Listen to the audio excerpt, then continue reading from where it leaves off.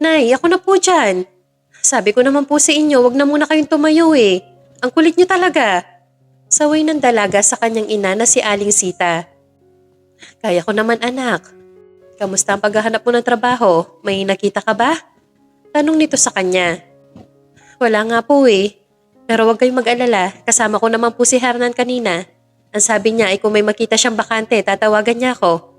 Tara na po sa loob, iwanan niyo na yan. Ako nang bahalang magpupuno ng mga balde. Sambit ng dalaga sa kanyang ina. 15 anyos pa lang noon si Elise nang maulila sa ama. Namatay ito dahil sa iniindang sakit na nakuha sa pabrika ng mga plastik noon. Dahil sa kapos sa pera ay hindi na nila nakuhang ipagamot ang ama. Ang nanay naman niya ay mananahi ng mga basahan at kung ano-ano pa. Kaya nagsisikap siya para makabawi dito. Mabuti na lang at kasama niya si Hernan, ang kanyang nobyo na humigit 3 taon na sila. Nasa edad 25 na ang dalaga kaya ito naghahangad na makakuha ng magandang trabaho ay dahil na rin sa may edad na ang kanyang ina. At wala naman silang maaasahan kung hindi ang isa't isa lang din. Anak, sigurado ka na ba dyan kay Hernan? Baka naman mamaya ibigay mo na ang iyong bataan dyan. Naku Elise, sinasabi ko sa'yo mahaba pa ang panahon. Kilalanin mo maigi ang nobyo mo ha? Turan nito na ikinahinto nilang pareho sa paglalakad. Nay naman, 3 taon na po kami ni Hernan. Ganyan pa rin ang tingin niyo sa tao? Ang bait naman po niya, tinutulungan niya ako maghanap ng trabaho. Pagtatanggol nito sa nobyo. Kahit na, baka mamaya may kapalit yan. Tandaan mo, hindi mo makikilala ang ugali ng isang tao kung hindi mo makakasama sa iisang bubong. At yun ang hindi ko mapapayagan. Ayoko dyan sa nobyo mo, anak. Kahit pa mahirap lang tayo. Wika ni Aling Sita at pusa na lang pumasok sa loob ng kanilang bahay. Naiwan na tulala si Elise at tanging likod na lang nito ang natanaw niya. Mula kasi noon ay hindi na boto ang nanay niya kay Hernan. Iba raw kasi ang nakikita nitong ugali sa ipinapakitang pagkilos kada nasa bahay nila ang lalaki. Pero wala naman siyang napapansin. Ang bait nga nito at sweet pa sa kanya. Gusto nito palagi na nakahawak sa kamay niya at minsan ay sa bewang niya. Aaminin niya minsan na siya nitong ninakawan ng halik na ikinagalit nito sa nobyo. Pero hindi na nito inulit dahil nasabik lang daw ito noon. Sumunod si Ellie sa ina at naabutan nito naghahanda naman ito ng pananghalian. Kaya lumapit siya para tulungan ito. Alam naman niya na hindi boto ang nanay niya kay Hernan kaya hindi na muna niya ito kokontrahin. Pero para sa kanya ay mabuting tao ang nobyo at gusto niyang makasama pa ito ng matagal. Sa ilang araw na lumipas ay naging madamot ang pagkakataon para kay Elise. Lahat ng mapasukan niya ay hindi siya nagtatagal dahil na rin sa mga kasama niya doon. Aminado siyang kaya siya palagi naaalis ay dahil na rin sa pisikal niyang ganda. Kinaiinggitan kasi ito dahil sa natural niyang karisma. Natural na alon-alon kasi ang buhok niya at kutis porselana siya kahit na lumaki siyang mahirap. Hindi mo akalain na sa squatter lang siya nakatira. Kaya umuwi na lang si Elise para tulungan na lang maggupit ng mga retaso ang ina para sa mga basahan nitong tahiin.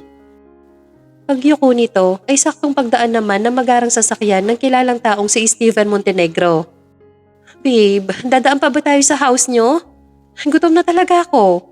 Nakapalabi nitong wika sa binata. Saglit lang babe. Tugon nito kaya lalong napakunot ang noon ni Pamela. Ano pa nga ba? Ikaw naman palagi ang panalo. Taas ang dalawa nitong kamay kaya napatawa ang nobyo niya. Not just a waste of time babe. Aalis din tayo, okay? Saad nito at humalik pa ng mabilis sa labi nito. Paghinto ng magarang sasakyan ni Steven sa loob ng compound nila ay sakto na naroon din pala ang mami ng binata. At kasalukuyan na nagdidilig ng mga orchids nito sa garden niya. Nagulat pa ito sa biglaan na pag-uwi ng dalawa kaya agad na sinalubong sila nito habang nakangiti sa kanila. Oh my God! Saan?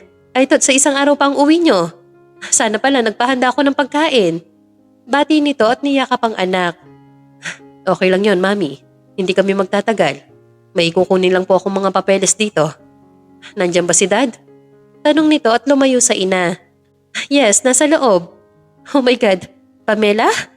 Napakaganda mo naman, iha. Come here. Wika niya sa babae at niyakap din ito. Ikaw din po, tita. You're so young at your age. Hindi po halata ha? Ano sikreto nyo? Nagtawanan pa ang mga ito na halatang close na close sa isa't isa. That's why I really love you, iha. Dito na kayo mag-lunch, magpapaluto ako, okay? Sambit nito kaya hindi na nakatanggi pa ang magkasintahan. Dito na lang tayo? Magtatampo si mami sa'yo pag tumanggi ka. Bulong ni Steven. Ano pa nga ba? Napipilitang pagsang-ayon nito sa kanyang nobyo. Napakamot sa kilay si Steven dahil kilala niya ang nobya na mainipin. Kapag sinabi nitong gustong kumain sa labas ay gagawin. Pero dahil nahihiya ito sa kanyang ina ay napilitan na lang na pumayag. Kinuha ni Steven ang ilang gamit niya dahil nakasanayan na nito na nakahiwalay sa mga magulang. Dahil matagal din ito nakatira sa US. May negosyo din kasi doon ang mga magulang niya at siya ang namamahala doon. Pero mas kinailangan siya ngayon ng ama dahil sa medyo may edad na rin kaya umuwi ito ng bansa. Kasama nga lang ang nobya na masyadong mataas ang tingin sa sarili. Akala kasi nito ay pag-aari na niya ang lalaki, maging ang buong kayamanan nito kaya kung makaasta ay kala mo asawa na nito si Steven. Sinundan ni Pamela si Steven. Naabutan nitong may inaayos sa bag kaya nilapitan nito ang nobyo tsaka niyakap sa bewang. Babe, kakain lang tayo dito ha? Doon tayo sa kondo mo. Saad nito kaya napailing si Steven. Why you're always like that, babe? Ayaw mo bang mapalapit kay mami at daddy? Takang tanong nito. Gusto, pero mas gusto ko yung pribado. Ayoko nang may istorbo. You know me right, babe? Ayoko ng maraming tao, lalo na pag-usapan tayong dalawa lang. Tugon nito kaya inalis niya ang kamay sa bewang niya. Look, babe. What if I decided to stay here? Dito ka rin ba matutulog for tonight? Nanunubok nitong tanong kaya umatras ang babae tsaka nagtungo sa pinto. So ayaw mo ko makasama? Fine, I'm leaving now. Sambit nito at lumabas na ng tuloy-tuloy. Natapik ni Steven ang noo dahil palaging ganon ang ginagawa ni Pamela. Palibhasa ay hindi niya ito matiis at palaging sinusuyo.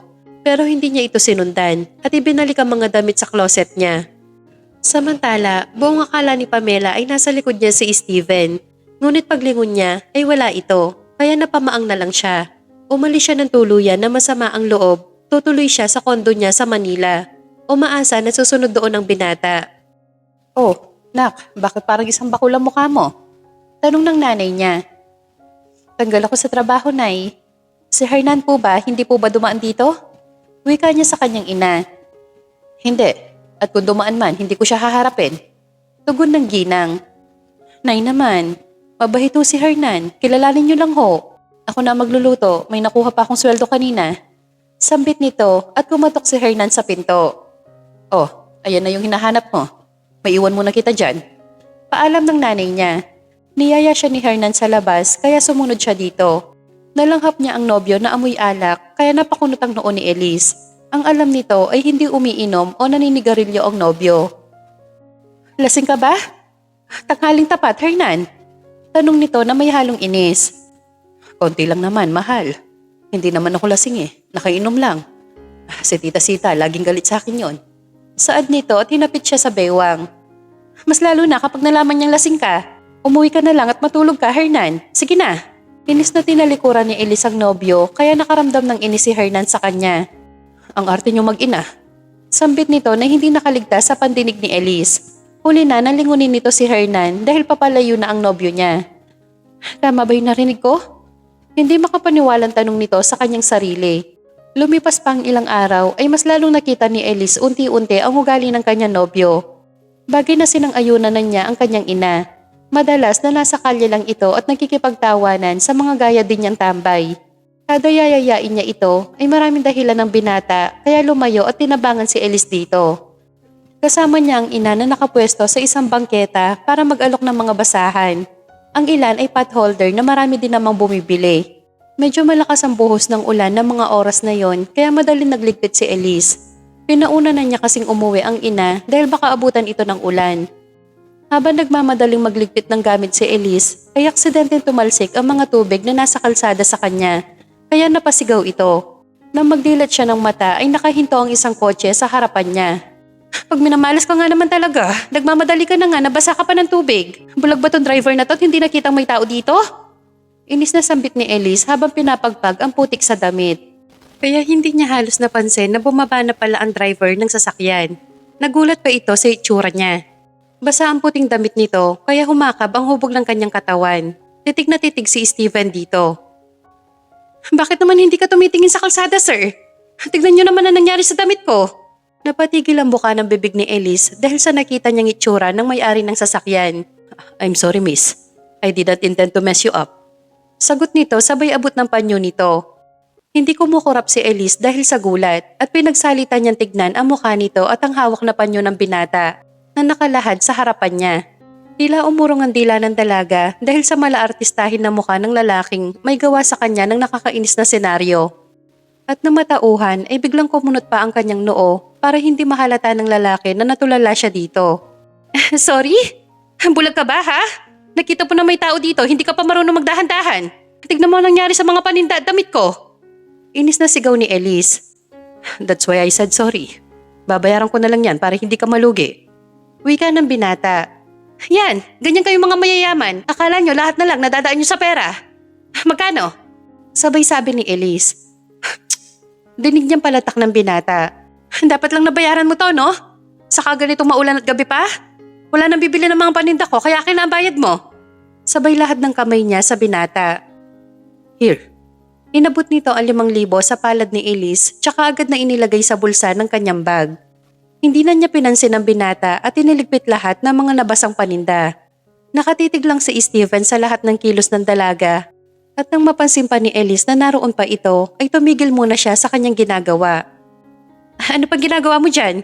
Huwag mo sabihin na naghihintay ka pa ng sukli. Takang tanong ni Elise sa binata. No, sa'yo lahat yon. Alis na ako. Sagot ng binata at tumalikod na pabalik sa kanyang sasakyan. Akala ko naghihintay pa ng sukli eh.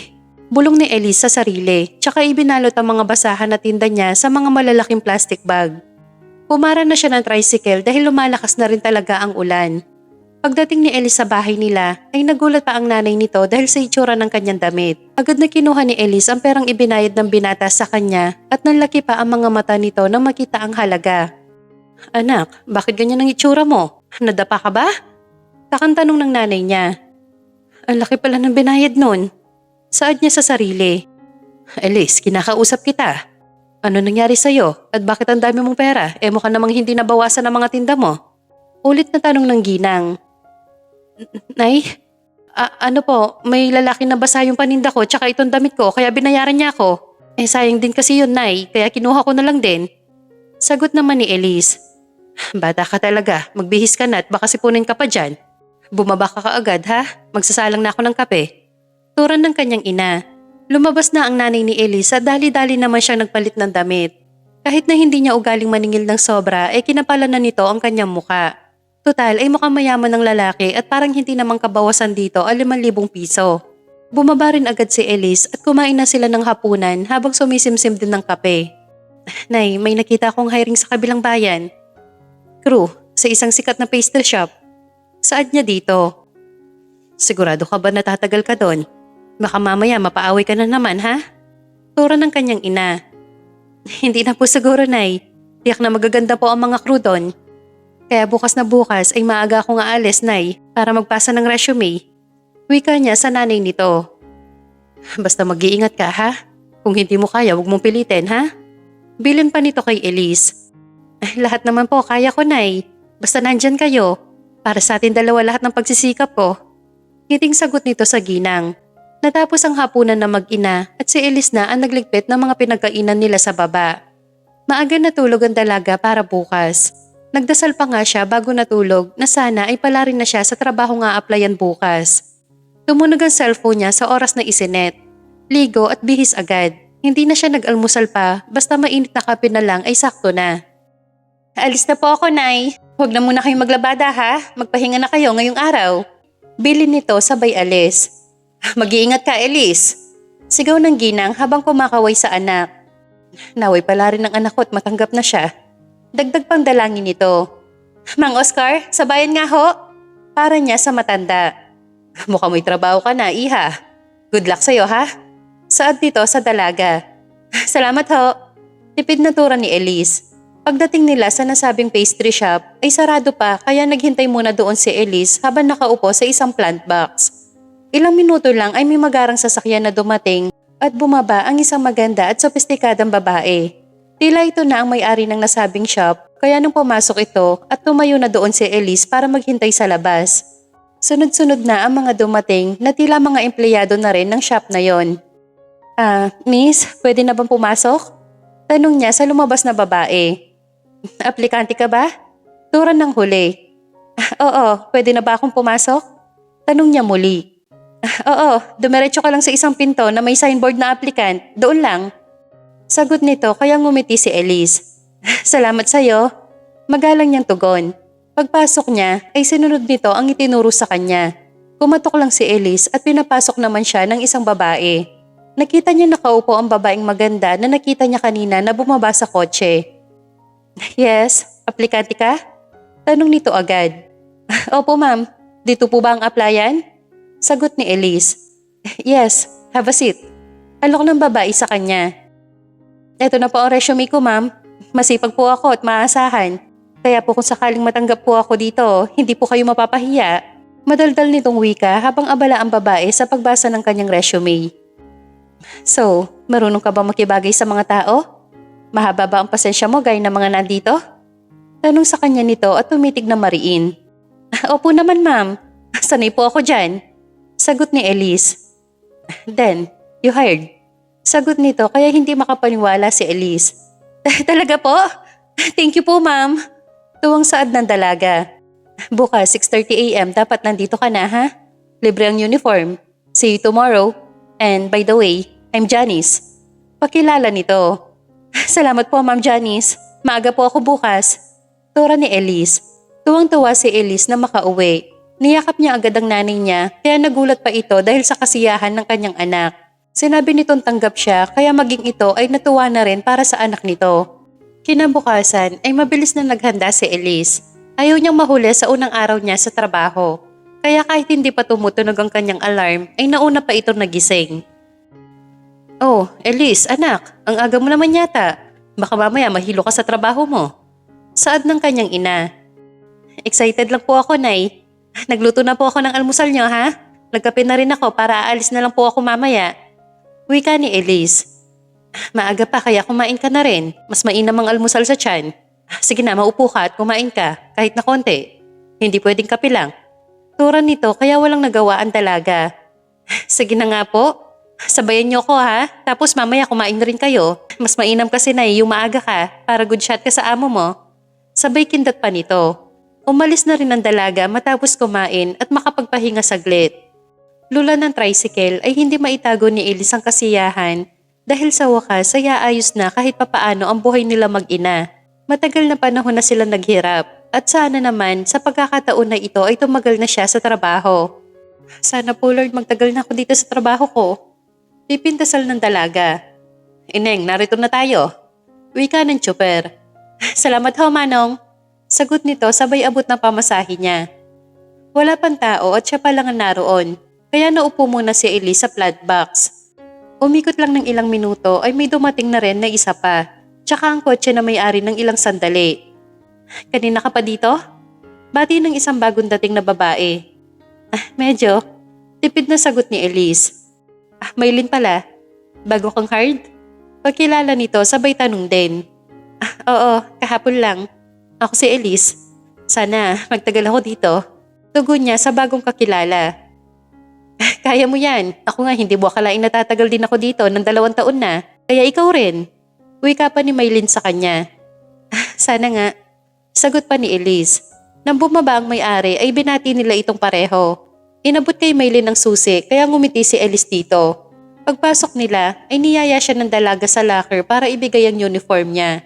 Matapos yun ay ibinaba nila ang mga silya sa ibabaw ng lamesa at kumuha ng walis si Elise. May mangilan-ngilan na rin na pumapasok doon kaya naiwan siya nagwawalis pa at cashier pala si Maylin doon. Elise, halika. Pag-serve sa table number 5 to, ha? Ingat ka. Paalala ni Maylin. Okay. Sagot ni Elise dito. Order niyo po ma'am. Enjoy po. Dagdag pa ng dalaga. Galing ha, may experience ka na ba sa ganito? Tanong ni Maylin nang bumalik si Elise sa counter. Wala pa, pero sanay na ako sa mga ganyan kasi marami na din ako napasukan. Wika ni Elise dito. Tumunog muli ang pinto, tanda na may pumasok muli na customer. Binati ito ni Maylin. Good morning po, Sir Steven. Dating order po? Tanong nito. Wala nang iba. Pakiserve ha? Si Janice nandyan? Tanong nito sa cashier. Nasa loob po sir, tawagin ko po ba? Magalang na tanong pa nito. No, it's okay. Dumaan lang ako niyan para kay mami. Tura ng binata. Nang maigayak ni Maylin ang order nito ay tinawag na niya si Elise. Elise, order table number 12. Saad niya. Okay, coming up na po. Sagot niya at kinuha ang tray na may laman ng takeout box. Good morning po sir. Here's your order. Natigil ang pagbati niya dito nang makilala ang lalaki. Thank you miss. Oh, wait. You look familiar. Have we met? Tanong ni Steven. Po? Naku, hindi po. Ngayon ko lang po kayo nakita. Enjoy po sir. Mabilis na iniwan nito ang binata. Uy, magkakilala kayo ni Sir Steven? Takang tanong ni Maylin. Aha? Hindi May tinanong lang sa akin. Sige, tapusin ko lang yung bintana. Paalam nito at agad umalis. Sinundan ng tingin ni Steven ang dalaga at pilit na inaalala kung saan niya ito nakita. Nang hindi niya maalala ay lumabas na siya ng shop diretso sa kanyang sasakyan. Habang nasa daan ay biglang sumagi ang babaeng nabasa niya noong nakaraang gabi. Kaya napapitik pa ito sa hangin dahil naalala niya na rin kung saan niya ito nakita. Doon niya mas napansin ang gandang taglay ng babae. Pagdating ni Steven sa bahay ng mga magulang niya ay naroon ang nobya nito. Anong ginagawa mo dito, Pamela? You're mad at me, right? Tanong ni Steven. Ayaw mo bang nandito ako? Okay, aalis ako. Irap nito tsaka tangkang kukunin ang bag. You're being childish, Pamela. Minsan hindi ko na maintindihan kung bakit ka ganyan. Tell me, what's wrong with you? Nauubusan ng pasensyang tanong ng binata. Nag-aaway ba kayo?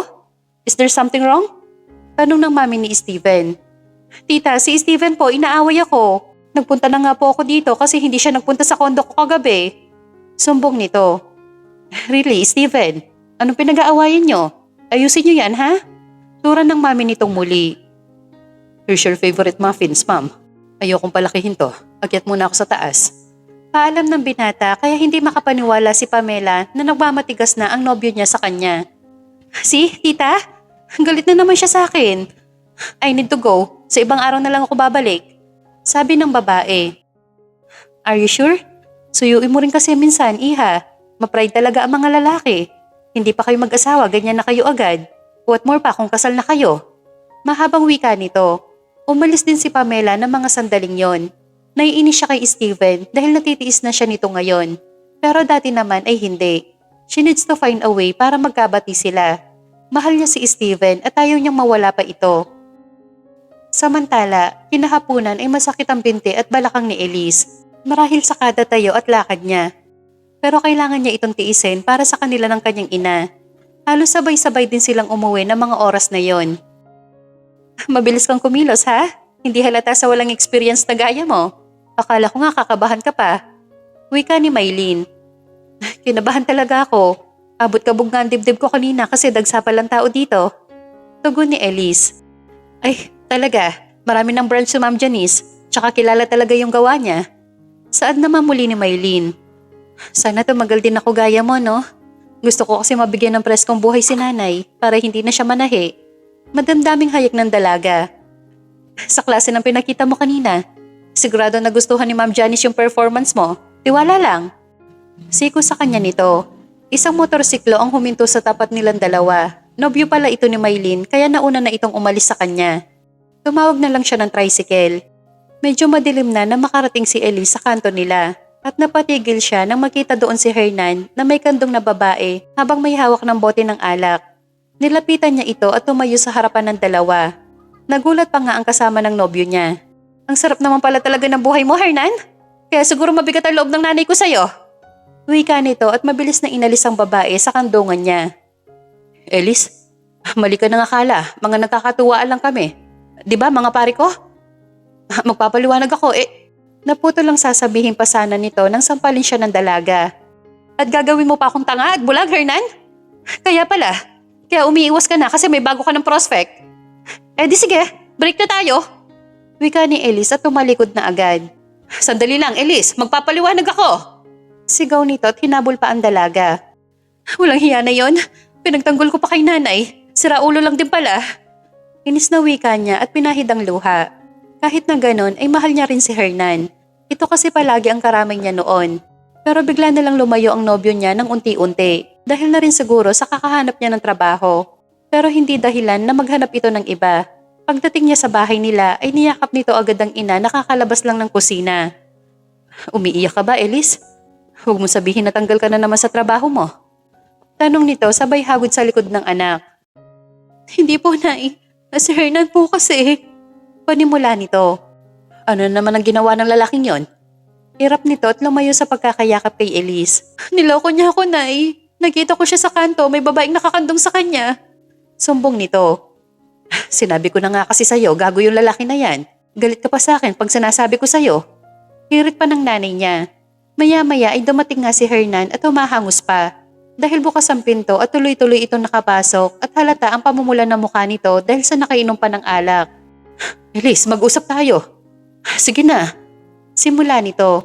Hoy, lalaki. Sinabi ko na nga ba't wala ka rin gagawing mabuti? Lumayas ka rito.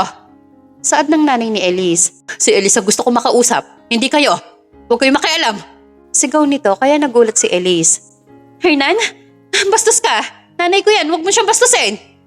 Galit na wika ni Elise dito. Pakialamera eh. Alam kong ayaw sa akin ng nanay mong yan. Pero wala akong pakialam doon. Mag-usap ta... Natigil ang pagsigaw nito. Isang malakas na sampal muli ang natanggap ni Hernan kay Elise kaya nakaramdam ng pagkayamot ang lalaki para sa dalaga. Bastos ka! Tama lang pala, Hernan. Tama lang natapusin na natin to. Ayoko na lalaking babastusin ng nanay ko. Lumayas ka at wala kang aasahan sa akin. Sigaw ni Elise. Nabigla lang ako, Elise. Sorry na. Aling Sita, pasensya na ho. Hingin pa umanhin nito. Umalis ka na, Hernan. Hindi ko kailangan ng lalaking bastos. Umalis ka na sabi eh. Muli ay sigaw nito kay Hernan. Wala na nagawa pa ang lalaki. Umalis itong bigo at puno ng hinagpis. Lumapit si Elise sa nanay niya at niyakap ito. Nahihiya siya sa naging asal ni Hernan. Mas naniniwala siya noon sa dating nobyo, pero hindi na ngayon. Nagsisi pa siya na minahal niya ang lalaking bastos at walang pangarap sa buhay. Sorry po, Nay. Kasalanan ko. Sabi ni Elise. Wala kang kasalanan. Ang mahalaga, nakita mo ang tunay na ugali niya. Tugon ng ginang sa kanya. Lumipas ang 2 buwan ay halos gamay na ni Elise ang trabaho niya sa shop. Nakabili na rin sila ng maraming bigas at istak na pagkain na ikinatuwa ng nanay niya. Sanay na si Elise sa trabaho niya kaya halos kumuha na rin siya ng OT para mas madagdagan pa ang sahod niya sa susunod na buwan. Habang nasa konto naman si Steven ay narinig nito ang sunod-sunod na doorbell. Si Pamela pala ang nasa labas at halos mag-abot na ang kilay nito sa pagkakunot. You changed the code? Why, Steven? Inis na saad nito at pumasok agad sa loob. Bawal ba? Kondo ko to so gagawin ko kung anong dapat. Isa pa, palagi ka nalang galit, di ba? Saad ni Steven dito. So, dahil doon pinalitan mo ang code mo? Don't tell me may babae ka. Huwag mong gagawin, Steven, papatayin ko yan. Sigaw nito. Are you crazy, Pamela? Busy ako sa business namin. Anong babaeng pinagsasabi mo? You're insane. Naiinis na rin na wika nito sa nobya. Sasabihin ko to sa mami mo. Saad nito at umalis na rin agad. Mas naging madalas ang pagtatalo ng dalawa kaya napapadalas na sinusundan ni Pamela ng palihim ang nobyo niya. Hanggang sa nakita niya ito sa isang pastry shop at may kausap na babae. Kita ang ganda ng babae kaya napataas ang kilay nito. Lihim niya rin na kinunan ito ng larawan. Sir, order niyo po. Have a nice day. Magalang na saad ni Elise. Wait, miss. Tawag ni Steven. Yes po sir, may order pa kayo? Tanong ni Elise na hindi makatingin na maayos sa mata ng binata. Ikaw yung babae sa bangketa noon, di ba? Dito ka pala nagtatrabaho. Yes sir. Nagsa-sideline po ako noon pero hindi na ngayon kasi dito na po ako nagtatrabaho. Yung pera po ibabalik ko na lang sa inyo. Saad ni Elise. Ha? Hindi naman dahil sa pera. Akala ko lang kamukha mo yung babae. Ikaw nga pala. Tura ng binata. Ay, ganun po ba sir? Akala ko po kasi dahil doon. May order pa po ba? Nahinto siya nang pumasok si Pamela. So, kaya pala wala ka ng oras sa akin? May pinagkakaabalahan ka na palang iba? Saad nito at tinignan si Elise mula ulo hanggang paa. Napailing si Steven dahil sa pagsulpot nito kaya tumayo ang binata para hawakan ang braso nito. Madalas talaga ako dito, Pamela. At isa pa, kaibigan ko si Janice. What are you thinking? Tanong ni Steven. Nothing. Akala ko kasi may dinadalaw ka dito eh. Hindi magugustuhan ni tita kung malalaman niya may kinalolokohan kang iba. Taas kilay na saad ni Pamela. What are you trying to say, Pamela? That I have something else? You're out of your mind. Let's go, baka dito ka pa magkalat. Wika ni Steven at nauna nang lumabas sa kanya. I'm his girlfriend at wala akong pinapalampas. Oras na makita ko nilalandi mo ang nobyo ko. Duro nito kay Elise tsaka tumalikod na at umalis. Natulala naman si Elise dahil sa pag-aakusa nito sa kanya. Naramdaman niya ang kamay ni Maylin sa sarili niyang balikat kaya napatingin siya dito. Maldita no? Kaya hindi close ni Ma'am Janice yun eh. Akala mo pag-aari niya si Sir Steven. Saad ni Maylin sa kanya. Pag-aari naman talaga niya kasi magkarelasyon sila. Tsaka hindi ako papatol sa taong may sabit no? Akala yata niya inaagaw ko yung nobyo niya. Wika ni Elise. At ang pangit niya magsalita. Saad ni Maylin tsaka bumalik sa counter. Habang nasa sasakyan ay nagtatalo naman sina Steven at Pamela dahil sa ipinakitang kabastusan nito sa dalaga kanina. Wala naman siyang ibang ginagawa. Kaibigan kasi nito si Janice at talaga masarap ang mga pastry doon. Alam mo Pamela, hindi na kita maintindihan. Lately, masyado ka ng OA sa lahat ng bagay. Panimula ni Steven. Masisisi mo ba ako? Tsaka yan, Pamela na lang ang tawag mo sa akin ngayon. Siguro nga may babae ka. Pagdidiin nito kay Steven. Bullshit your actions. Stop accusing me, okay? Nahampas nito ang manibela kaya napapitlag si Pamela. And then, why you're acting like that? Kung wala, siguro mas mabuti pa mag-cool off muna tayo. Nananansyang wika ni Pamela. Napahinto si Steven sa pagmamaneho dahil sa tinura ng nobya. Kaya buong akala ni Pamela ay tatanggi ito. Fine, bumaba ka. Utos ni Steven kaya nanlaki ang mga mata ni Pamela. What? Are you serious? So you mean payag ka makipag-cool off sa akin? Hindi makapaniwalang tanong nito. You want this, right? Then, I will give you space. Baba! Utos nito kaya bumaba rin si Pamela at mas ikinagulat niya na iniwan siya talaga doon ni Steven. Namula ang mukha nito sa galit kaya tinawag nito ang mami ni Steven para magsumbong. Gulat na gulat naman ang ginang sa nalaman kaya agad na pinasundo doon ang babae. Pagdating nito sa bahay ng mga magulang ni Steven ay nagkunwari pa itong umiiyak kaya naaawa ang ginang. Oh my God, Iha. Ano bang pinag-aawayan niyo ulit ng anak ko? Tanong nito. Tita, I think he has another woman. Sumbong nito habang umiiyak. What? Hindi magagawa ng anak mo yan, Pamela? May pruweba ka ba? Tanong nito. Yes po, tita. This woman sa pastry shop ni Janice. Yan, I saw them smiling each other. Nang kinumpronta ko sila, sinigawan pa ako ng babaeng yan. Pagsisinungaling nito. What? That woman? Sino siya sa akala niya? She needs to pay what the consequences she does. Napangisi ng tagumpay si Pamela. Isang araw ang lumipas mula nang madaop ang palad nila Elise, Steven at Pamela. Pero hindi akalain ni Elise na may malala palang mangyayari sa kanya. Marami ng customer sa loob kaya nang pumasok ang isang ginang kasama si Pamela, ay nagulat pa si Maylin pero si Elise deadma lang. I'm looking for this woman. Nandito pa siya? Tanong ng ginang kay Maylin. Yes po, si Elise. Sandali lang po, tatawagin ko. Paalam nito saglit. Tita, anong gagawin niyo? Baka maghalit si Steven nito. Punoy mabait na saad ni Pamela. Yes po ma'am, inahanap niyo daw po. Napatigil sa pagsasalita si Elise. Nagulat ang mga naroon dahil sa pagsampal ng ginang kay Elise. Kahit si Maylin ay natutup ang bibig at mabilis pumasok sa opisina ni Janice para sabihin na nangyayari. Napatingin ng matalas na tingin si Elise sa ginang kaya nagulat ito. Ano ho bang problema niyo? Pwede ko kayong idemanda sa ginawa niyo? Inis na saad ni Elise. Then, go ahead. May pera ka ba? Pangiinsulto nito. Wala nga ho akong pera na gaya niyo, pero hindi naman ho ako bastos na tulad niyo. Matapang niyang sagot. Ikaw ang bastos. Galit na wika nito. Hindi ko naman po kayo kilala. Wala kang karapatan na manakit. Turan pa ni Elise. Matapang ka pa talaga? Nasaan ba si Janice? Dapat sa mga ganitong staff tinatanggal sa trabaho. You didn't know that customer is always right? Saad pa ng matanda. Hindi rin po ma'am. Bakit kayo magiging tama kung ganyan kayo sa kapwa nyo? Bakit? Dahil ba mayaman kayo? Mayaman lang kayo pero kulang kayo sa respeto. Turan ni Elise kaya napatango ang mga tao sa loob. Ilang minuto lang ay lumabas si Janice kasunod si Maylin. Nakita nitong namumula ang pisngi ni Elise. Tita, what's wrong? Bakit inaaway niyo po ang staff ko? Tanong ni Janice dito. She seduced Steven. Sabihan mo tong staff mo, Janice, hindi magandang ugali yan. Wika ng ginang. At alin po ang maganda? Ang manakit ng empleyado? Balik tanong ni Janice dito. Let's go, Iha. Sayang lang ang oras natin dito. Yaya nito sa babaeng nakatawa sa tabi niya. Paglabas ng dalawa ay nagbubulungan ang mga tao doon. Tinanong siya ni Janice kung ayos lang ba siya at tumango naman ang dalaga. Parang walang nangyari. Balik trabaho na ang mga ito at wala naman nagsalita sa mga customer kahit isa. Pero ang iba ay kinuhanan sila ng video.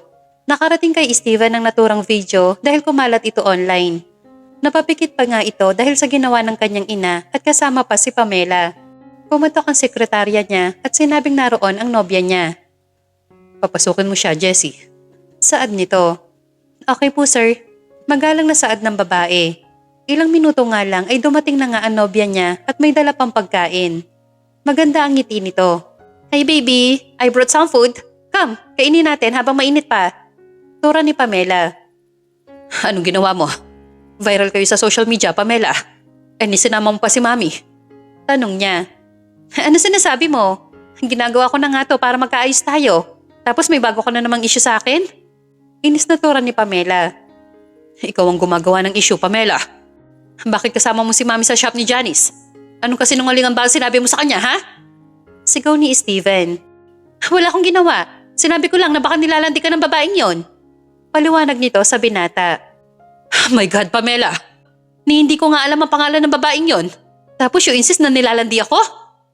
Hindi ko alam kung anong nasa isip mo. Tama nga lang talaga na maghiwalay na tayo. And this time ako na ang masusunod. Saad nito at umalis ng opisina. Steven, come back here! Sigaw naman ni Pamela. Tinungo ni Steven ang shop ni Janice at sakto naiilan na lang ang tao doon. Pagpasok niya ay si Ellis ang nasa cashier kaya nagulat pa ang dalaga. Good afternoon sir, may I take your order? Tanong ni Ellis dito pero sa nameplate niya nakatingin si Steven. Ikaw si Ellis, di ba? Nandito ako para humingi ng pasensya sa ginawa ni Mami sa'yo. I'm sorry. Saad ni Steven. So nanay niyo po ba yon? Ang sakit pong manampal. Biro nito sa binata. Can we talk? Saad ni Steven. Sir, may trabaho po ako. Tsaka baka magalit po si ma'am. Tanggi nito kaya to the rescue si Maylene. Ako na dito, Ellis. Singit ni Maylene. Sigurado ka? Sa bagay, baka saglit lang si sir. Tanong ni Ellis. Steven, call me that. Sagot ng binata. Lumabas sila saglit at kinausap ang dalaga tungkol sa nangyari kanina. Humingi siya ng dispensa para sa ina at nagulat ito dahil parang wala naman yun sa dalaga. Nagulat lang po ako sir kasi bigla akong sinampal. Pero wala na po yun. Wika ni Elise. Drop the word po. We're the same age. Call me Steven. Saad nito. Customer po kayo. Kaya may paggalang dapat. Tura ng dalaga. Siguro ang swerte ng boyfriend mo sa'yo. Mabait ka. Wika ni Steven. Swerte niya, ang malas ko. Biro ng dalaga. What do you mean? Takang tanong nito. Wala, niloko lang ako. Gago na yon? At least mas paaga kong nalaman. Sige na po, balik na ako sa loob. Paalam nito. Napangiti si Steven nang pumasok sa loob ang dalaga. Mas maganda pala ito kung nakangiti. At hindi siya makapaniwala sa mami niya kung bakit nagawa nitong manakit sa kapwa. Sa mansyon ng mga magulang niya umuwi si Steven para kausapin din ang ina nito. Iho, where's Pamela? Hindi mo kasama? Hanap nito sa babae. Hindi ma. Nandito ako para tanungin ka. Bakit nanakit ka ng ibang tao? Anong rason mo, mami? Tanong ni Steven. Nagsumbong sa'yo? Kapal din ang mukha. No ma. I saw the video. Anong kasalanan sa'yo ng tao, ha? Bakit, mami? Tanong nito agad. Ayoko sa itsura niya, para siyang homewrecker. Sagot nito. Kailan pa kayo naging ganyan sa kapwa? Wika ni Steven. Basta, ang sabi ni Pamela inaway siya ng babaeng yon kaya sinugod ko. Irap pa nito. What? God, naniwala kayo agad? Hindi muna kayo nagtanong sa akin? Siya pa nga ang bastos do sa tao. Tapos binaligtad pa niya ang sitwasyon? Kaya tama lang na nakipaghiwalay na ako sa kanya. Tura nito. Why, iho? I love Pamela. Please, mag-usap kayo. Ayoko sa babaeng mainitin ang ulo. Kahit walang dahilan. Ayoko sa babaeng sinasakal ako. At halos gusto niya, sundin ko lahat. Kung gusto niyo siya, ampunin niyo. Tugon ni Steven sa ina. Steven, bumalik ka rito! Bastos ka na ngayon sa akin, ha? Sigaw nito dahil umalis ito sa harapan niya. Sa nagdaan na araw at naging linggo ay tuluyan ng umiwas at nagkipaghiwalay si Steven kay Pamela. At hindi yun matanggap ng babae. Si Steven at Elise ay madalas na magkausap, lalo na at madalas ang pinata sa shop na pinagtatrabahuan nito. Minsan pa nga ay sinugod dito doon ni Pamela, pero wala ring nagawa dahil naroon si Janice at alam nito na hiwalay na sila ng kaibigan. Hanggang sa magkagaanan ng loob ang dalawa at hinahatid na rin siya nito sa bahay nila. Ang hindi alam ng dalawa ay lihim silang pinamamanmanan ng kanyang ina kaya halos namula ang mukha nito dahil sa nakikitang pagiging malapit nila. Ilang araw pa ang lumipas at niligawan na ni Steven ang dalaga na ikinagulat ng lahat. Palagi kasing may bulaklak ito na ipinapadala sa kanya kahit nasa shop. Nagulat si Elise na magbalik ang ina ni Steven sa kanyang pinagtatrabahuhan. Mrs. Montenegro, magandang araw po. Magalang niyang bati dito. Wala maganda sa umaga, lalo na kung ikaw ang nakikita ko. Tatapatin na kita kung bakit nandito ako muli. Taas kilay na tura nito. Kung sasaktan niyo na naman po ako, ay hindi ko na po hahayaan yon. Matapang niyang saad habang naroon sina Maylin at Janice. Matapang ka talaga? I came here para sabihin sa'yo na layuan mo ang anak ko. Hindi ka nababagay sa kanya at ayoko siya mapunta sa isang tulad mong dukha. Anas nito. Hindi ho kayo ang makakapagsabi niyan, ma'am. Si Steven ho ang dapat na magsabi sa akin yan at hindi kayo. Matatag na ani ng dalaga. Ba't marunong ka na sumagot? Bastos talaga ang mga nakatira sa squatter. Galit na saad ng ginang. Hindi ko ho gustong bastusin kayo, pero itatayo ko po ang dignidad ko na hindi lahat ng tinatapakan nyo ay pipe. Pwes hindi ako ganon, ma'am. Saad nito. Magkano ka? Sabihin mo, tibibigay ko, layuan mo lang ang anak ko. Pangiinsultong dagdag nito. Umalis na lang ho kayo. Masyado niyo nang binabastos ang pagkatao ko. Baka ho makalimutan kung nanay kayo ni Steven. Tura ni Elise kaya lumapit na si Janice. Please, tita, umalis na kayo. Pakiusap ni Janice. Tulad ng nais nilang lahat ay umalis nga ang ginang. Pero nakaramdam naman ng palulumo si Elise dahil sa mga sinabi sa kanya ng ginang. Buong maghapon na walang kibo si Elise at napapansin naman yon ng mga kasama niya. Hanggang sa matapos ang trabaho nila ay pilit pa rin ang ngiti sa labi nito. Nakauwi na si Elise at tahimik lang kaya napansin ng nanay niya ang pananahimik nito. Anak, may problema ka ba sa trabaho mo? Kanina ka pa tahimik. Tanong ng kanyang nanay. Yung nanay po kasi ni Steven, nay. Sinuhulan ako ng pera para layuan ko daw ang anak niya. Nalulungkot lang po kasi ako. Kapag mahirap ka, ang tingin ng mayayaman sa'yo ay mukhang pera at magnanakaw. Mahabang turan nito. Ano sabi mo? Alam ba ni Steven yan? Anong desisyon mo? Kapag sinunod ko ang gusto niya, nay, hindi ko mapapatunayan na iba ako sa inaakala niya. Kaya hindi ko isusuko si Steven. Mahal ko na rin po siya, nay, kaya handa ako. Sagot ni Elise at nagulat ito nang pumasok si Steven habang nakangiti. Totoo ba yon? Mahal mo na rin ako? Gulat na tanong nito. Steven, kanina ka pa nandyan? Oo, narinig ko lahat. Sorry kung ginawa yun ng mami ko sa'yo. Don't worry, hindi siya ang masusunod. Sagot nito at nagmano sa ina ni Elise. Bakit palagi ikaw ang nagsasorry sa kasalanan ng mami mo? Saad ni Elise. Pero ngayon, hindi na niya magagawang insultihin ka. Basta pumayag ka na maging tayo. Narinig kita. Ngiting wika nito. Tumango si Elise kaya lumapit si Steven at niyakap ito. Napangiti ang nanay ng dalaga. Niyaya na rin nilang doon maghapunan ng nobyo niya at hindi ito tumanggi. Nagustuhan din nito ang nilutong bulalo ng kanyang ina. Halos isang oras pa ang nilagi ni Steven doon at ilang sandali pa'y nagpaalam na ito. Imbis na sa kondo niya umuwi, ay dumiretso ito sa mansyon at sakto na naroon din si Pamela. At dinig ng binata na tuwan-tuwa pa ang mami niya sa pangiinsultong ginawa nito kay Elise. Really, mami? Ngayon ko lang nalaman na matapobre ka na pala at kayong dalawa ni Pamela pa talaga? Ikaw pa ba yan, mami? Saad ni Steven kaya napatayo si Pamela. Baby, makinig ka naman kay tita. Para sa'yo din naman yun eh. Ayaw niya lang na mapahamak ka sa babaeng yon. Sabat ni Pamela. At kanino ako mapapabuti?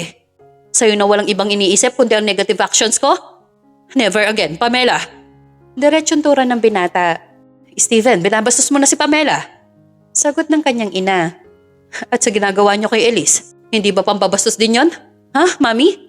Yung babaeng iniinsulto niyo at minamaliit. Nobya ko na ngayon.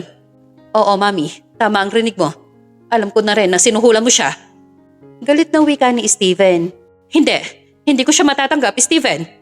If you insist that woman, kalimutan mo nang may magulang ka. Galit na tura nito. Then, deal.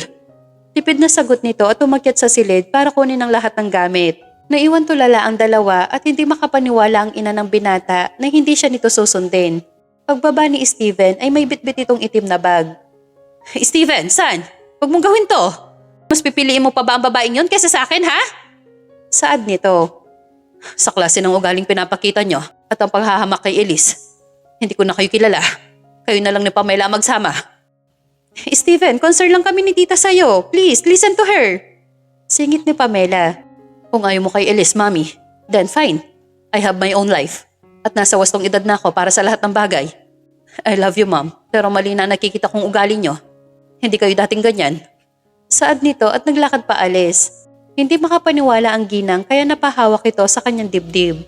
Para bang mabubuwal dahil sa sinabi sa kanya ng sariling anak kaya nilapitan siya ni Pamela. At tinalalayan pero tinabig nito ang kamay ng babae. Iwanan mo muna ako, Pamela. Gusto ko mapag-isa. Saad nito. Tita, parang galit kayo sa akin. Tayo na lang po ang magkakampi dito. Aniya sa ginang. Please, Pamela. Live for now. I want to rest, iha. Utos nito kaya umalis din ito agad. Napairap pa ito nang umalis at dala ang sama ng loob sa dating nobyo. Naupo naman ang ginang at napaisip sa tinuran sa kanya ni Steven. At tinutoo nga ng anak niya ang sinabi. Matapos umalis ni Steven sa mansyon nila ay hindi na ito muling dumalaw pa sa kanyang ina. Mas madalas pa nga ito sa bahay nila Elise na ipinagtataka ng nobya isang gabi na naroon itong muli. Sa paglipas ng buwan ay mas lalong lumalim pa ang pagmamahalan ni Elise at Steven sa isa't isa. Hindi madali na pakitunguhan ng ina ng binata dahil pinapakita talaga nito na ayaw sa kanya. Kahit na nag-usa na si Elise na alamin ang bahay ng mga ito, ay pinakitaan pa rin siya ng disgusto ng ginang. Pero hindi niya ipinarating sa nobyo niya ang tungkol doon. Halos araw-araw bago siya pumasok ay nagpupunta si Elise doon kaso ay nakaingus lang parati ang nanay ng binata. Kung inaakala mo na magugustuhan kita, nagkakamali ka. Makakaalis ka na dito. Galit na turan ng ginang kay Elise. Hindi naman po ako nagpunta dito para suyuin kayo. Wala po akong magagawa kung ayaw niyo sa akin. Nagpunta lang ho ako dito para ipaalam sa inyo na maayos po si Steven at gusto ko rin na malaman niyo na hindi ko siya ipinagdadamot. Mahabang saad ni Elise. Kahit ano sabihin mo, hindi kita matatanggap. Ani ng ginang. Salamat pa rin ho. Magalang na tugon ni Elise. Huminto ang kotse ni Pamela sa gate at sakto na naroon ang dalawa. Pagbaba nito sa gate ay agad na sinampal ng babae si Elise kaya nagulat ang mami ni Steven. Hindi nito inasahan na ganun pala ito kagalit sa nobya ng kanyang anak.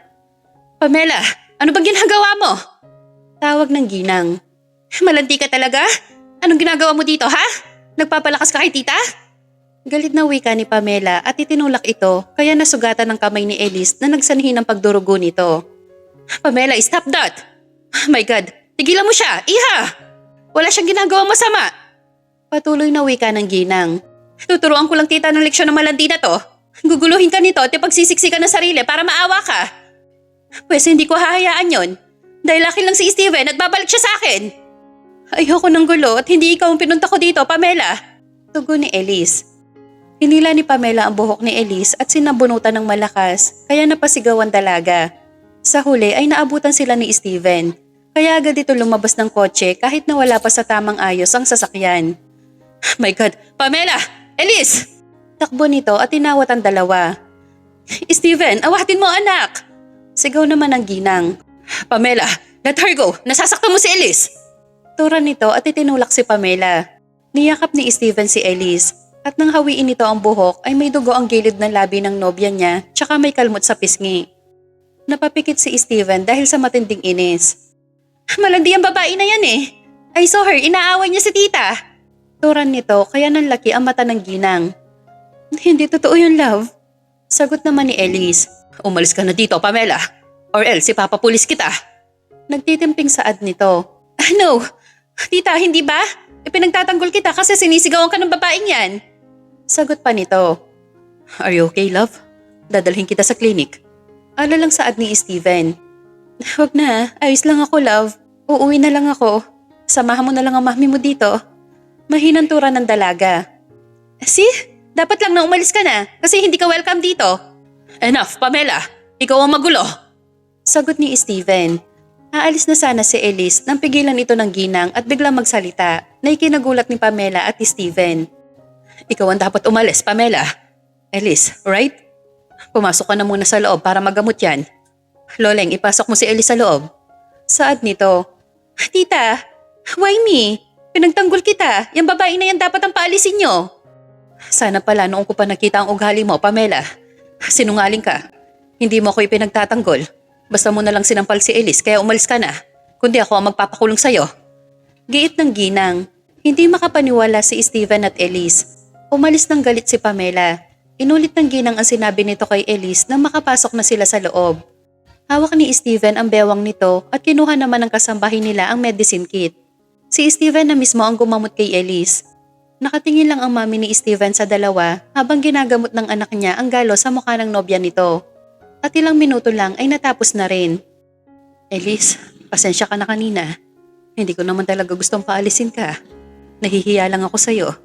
Dahil sa kabila ng pangit kong pagtrato sa'yo, hindi ka sumuko na magpunta dito araw-araw. Araw-araw? Love, bakit hindi mo sinasabi to? Gulat na tanong ni Steven. Ayoko kasi mag-alala ka pa, kaya secret lang. Alanganin ang ngiti ni Elise dito. Tama ka, iho. Mabuti tao tong si Elise at napakaswerte mo. Nabulag ako sa ipinapakitang ngiti ni Pamela. Anak, bumalik ka na dito sa bahay. Pagkiusap nito kay Steven. Mami, nasa kondo lang naman ako. Sagot ni Steven. See? Nasa kondo ka lang pero hindi ka dumadaan. Mabuti pa si Elise araw-araw. Irap nito kaya napangiti ang dalaga. Bakit di kayo tumawag? May number ako sa inyo. Tugon muli ni Steven. Ako ang mami mo tapos ako pa ang tatawag? Irap nitong muli. Whatever. Sorry na, mami. Saad ng binata. I'm sorry din, iho. And to you, Elise. I'm really sorry sa lahat. Pauwiin mo na ang anak ko dito, ha? O kahit dito ka na rin umuwi, okay lang. Alok pa nito. Really, mami? Don't worry, darating naman tayo dyan. Biro ni Steven. Ma'am, hindi ko naman ho peperahan ang anak nyo. Mahal ko lang ho talaga si Steven. Saad ni Elise. Alam ko, iha. Nakita ko at napatunayan ko naman yon. At itong anak ko, marunong talagang pumili ng babae. Sana pagtiyagaan mo na ang anak ko, Elise. Natatawanturan ng ginang. Ma'am, anong ibig niyong sabihin doon? Mahal ako ni Elise at ganun din ako. Dispensa nito sa sarili. Sabi mo eh. So paano? Magpapaluto ako? Dito na kayo kumain at para makilala ko pa si Elise. Ayos lang ba, iha? Tanong ng ginang. Wala akong problema yun, ma'am. Magalang na tugon nito. Call me now, tita. Suhestyon nito sa dalaga. At doon na nga sila naghapunan. Naging mahaba rin ang pag-uusap ng ginang at maging ni Elise. Napatawad niya ito at tinanggap siya ng huli. Matapos ang gabing yon ay naging mas madalas pa si Elise sa mansyon ng ginang. Dumadalaw din ito sa pinagtatrabahuhan niya. Maging sa mismong bahay nila Elise ay nagpunta rin ang ina ni Steven para personal na makausap ang nanay ng dalaga. Love, anong pakiramdam na nasa maayos na estado na tayong lahat? Tanong ni Elise. Sobrang saya. Pero kung hindi naman aprobahan ng mami ang relasyon natin, hindi pa rin naman ako bibitaw sa'yo. I will continue to love you. Sagot ni Steven. Akala ko noon si Hernan na talaga. Mabuti na lang at hindi pala siya. Kasi ikaw pala talaga. Aniya kay Steven. Ako?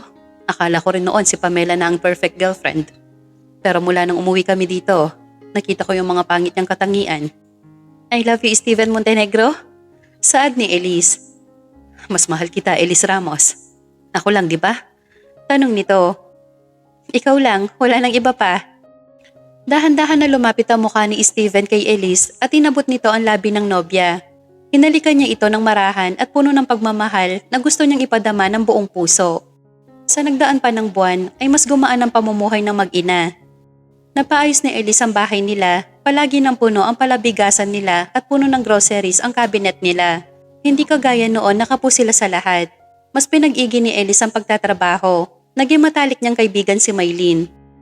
Hanggang sa magpa siyang mag-propose ang binata kay Elise. Mahal niya ito at ramdam naman ng binata na mahal din siya ni Elise. Gusto niyang makasama na ito habang buhay at hindi na niya ito pakakawalan pa. Kaya nanghingi siya ng advice sa kanyang ina. Ma'am, tingin niyo tatanggapin ni Elise ang proposal ko? Paano kung hindi pa siya handa? Tanong nito sa kanyang ina. Hindi naman malalaman kung hindi mo susubukan. Pero malakas ang kutob ko na papayag si Elise. Dahil nakikita ko na mahal ka talaga niya. At sana ay noon ko pa siya nakilala dahil busilak ang kalooban nito. Tugon ng mami niya. Sana nga mami. Mahal ko talaga si Elise at hindi ko to naramdaman kay Pamela. Kaya pala kasi iba ang ugali niya. Sambit nito. Nasa Paris na siya. Umuwi na doon dahil wala naman daw siyang pag-asa sa'yo. Turo ng ginang sa kanya. Isang araw bago siya nag-propose ay siniguro nitong walang mahahalata ang dalaga. Sa shop niya ginawa ang pag-alok niya ng kasal dito. Sinundo ni Steven ang ina ni Elise at nasa loob ito ng sasakyan kasama ng mami niya. Nung una ay nagulat pa ang dalaga dahil naroon ang nobyo niya ng katanghali ang tapat. Alam din ng mga kasamahan niya kaya excited ang mga ito para sa magaganap na pagpupropose. May dalang isang bouquet ng flowers si Steven kaya nagulat si Elise at nanlalaki pa ang mata nito sa biglaang pagdalaw ng nobyo niya. Lalapit na sana siya dito nang bigla itong lumuhod kaya natigilan ang mga naroon. Natutop niya ang bibig dahil doon.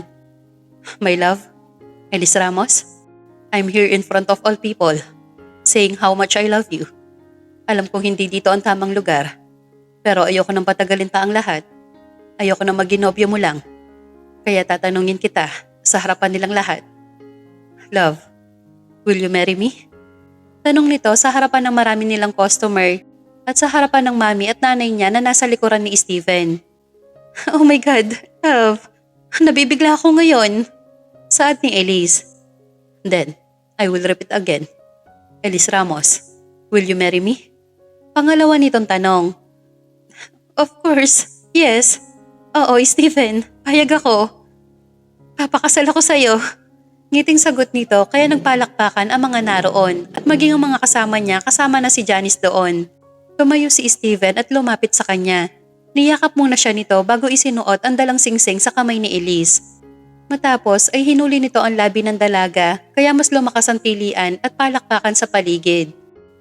Halos mapuno ng halakhakan sa shop dahil sa naging proposal ni Steven. Maging ang nanay ni Elise ay napaiyak na rin sa labis na tuwa para sa kanyang anak. Kaya nilapitan ito ni Elise tsaka niyakap at hinalikan.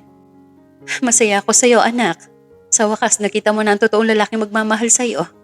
Magiging mabuti kang asawa at ina sa magiging anak niyo ha? Bili nito kaya napaiyak na rin muli si Elise. Congratulations iha. Sana magkaapo na ako agad ha? Saad nito kaya nagtawanan silang tatlo. Did I miss something here? Andaya nyo, kayo lang ang masaya. Biro ni Steven. Sa isang buwan na nagdaan ay naayos lahat ang kailangan para sa kasal nila. Imbitado ang lahat ng malalapit na kaibigan nila Steven, ganun din ang kay Elise. Pero pili lang dahil iilan lang ang mga tunay nilang kaibigan ng kanyang ina. Bridesmaid din si Mylene dahil isa ito sa naging mabuti para sa kanya. Magarbo ang naging kasal dahil na rin sa kagustuhan ng mami ni Steven na pinagbigyan ng dalawa. Hindi makapaniwala si Elise na mag-aasawa na siya at hindi lang basta lalaki lang, isa sa pinakamayaman na tao. Pero wala siyang pakialam doon. Mahal niya si Steven at nangako siyang magiging isa siyang mabuting may bahay dito. Nang matapos ang seremonya ay diretso ang lahat sa reception. Masaya ang lahat dahil naroon ang mga malalapit nilang kamag-anak at mga kaibigan. Panay ang yakap sa kanya ni Steven kaya hindi mawala ang ngiti sa labi ni Elise dahil doon. Nagsayaw sila sa gitna kaya mas natitigan ni Elise ang gwapo mukha ng kanyang asawa. Hindi ako makapaniwala na asawa na kita ngayon, Elise. Akala ko noon suplada ka. Hindi pala. Wika ni Steven. Ako rin, akala ko noon suplado ka. Pero mali, kasi ang bait mo at hindi ka tumitingin sa estado ng buhay. Ang gwapo mo pa. Dagdag niyang hirit. Bulera pala ang asawa ko. Don't worry, maganda ka naman kaya bagay tayo. Sabay kindat nito kaya natawa si Elise. Sabay-sabay na tumunog ang baso dahil sa pagkatok ng kutsara. Hudyat ng isang halik para sa isa't isa kaya agad siniil ng halik ni Steven ang asawa. Sigawan at palakpakan ang pumailan lang sa buong paligid. Kaya ang ibang bisita ay sumabay na rin na sumayaw sa gitna. Walang pagsidlan ang kaligayahan ng bagong kasal. Napuno ang kanilang mga puso ng saya at pag-asa para sa haharapin nilang bukas bilang bagong mag-asawa. Pagsasama na dapat gawing sentro ang may kapal. Pagmamahal na hindi inakala na magtatagpo dahil sa magkabilang estado ng buhay. Ipinaglaban kahit natutulong sariling ina. Pero sa huli ay nanaigang dalisay na pag-ibig at pagpapatawad para sa lahat.